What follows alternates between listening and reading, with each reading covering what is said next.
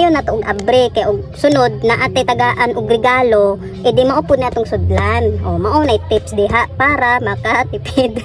Hi guys, so mag open ta og gift guys kay gitagaan ta og gift sa ato ang amiga.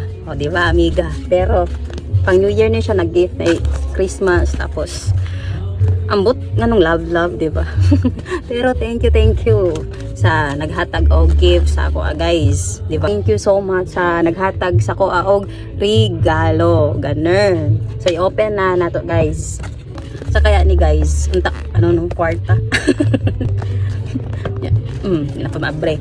Inayon na to guys kay og na inayon na to og abre kay og sunod na ate tagaan og regalo di maupo na tong sudlan. Mao na tips diha para makatipid. Di ba? Inayon na to kay ato pa man gamiton. Ato pa man gamiton sunod upuan na ate tagaan. Sakto pa jud love. So padulong Valentine's Day. So ato aning hatag. Mao na tong ang sudlan kay nindot kay guys. So silver ganun. Ito ang inaynayon no kay mao naman na basta Pinay sa Pilipino ka guys. Agoy. Di siya mabre. Nainayon na to kay gamiton pa nato ni sa sunod. Open na to. Open sesame. Hinayon na to guys. Ayan, ito unsa ni siya. Lo. Uy, color black. Muna yung ganahan guys. Isa sa ganan ako. Di o ganang mga lights na sanina. Mga kuan, mga dark ganun. Black. Uy.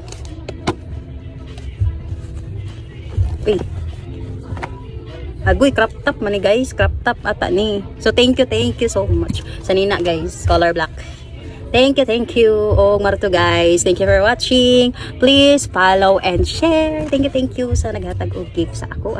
Goodbye. Happy New Year sa tanan. Bye mo.